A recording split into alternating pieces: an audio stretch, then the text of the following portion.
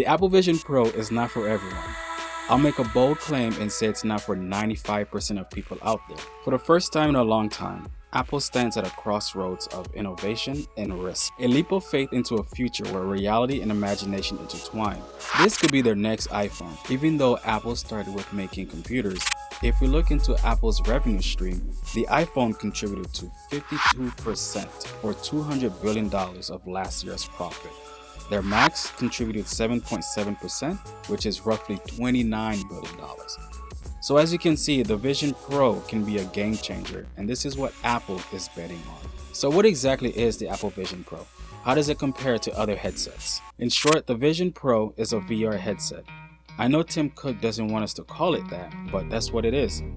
The Vision Pro has two chips inside, the M2 and the R1. The M2 features an 8-core CPU, 10-core GPU, 16-core neural engine, and a 16GB of unified memory.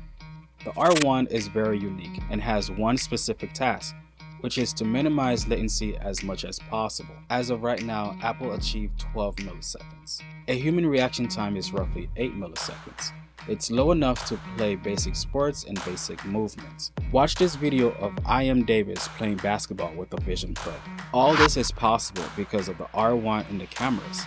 It has two high-resolution main camera for the pass-through, 4 eye-tracking cameras, a true depth camera, and a LiDAR scanner. It's not perfect, but remember, this is their first generation. And as with first generations, there are going to be implications. As of right now, there are things that Apple needs to iron out. The battery life is lackluster. It only lasts 2 hours. Apple has decided to make the battery external, turning it into a battery pack. You can only charge the Vision Pro through the battery pack.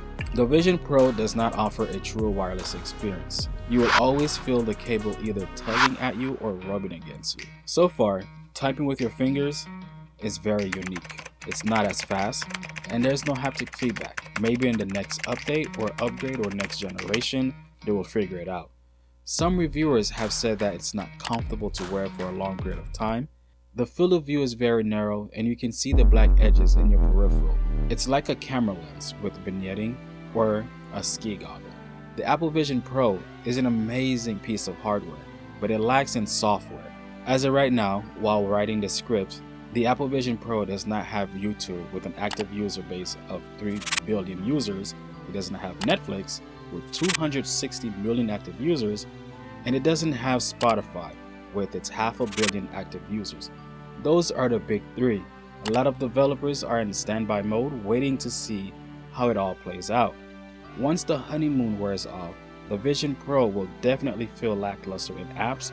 The iPhone would not be the iPhone today if not for the apps. Apple needs to convince developers to develop for the Vision Pro. If you want an immersive experience, I would recommend waiting for the Apple Vision Pro 2 or the Apple Vision Ultra. Of course, when they have the apps such as YouTube, Netflix, and Spotify. So save your rent money and buy a Meta Quest 3.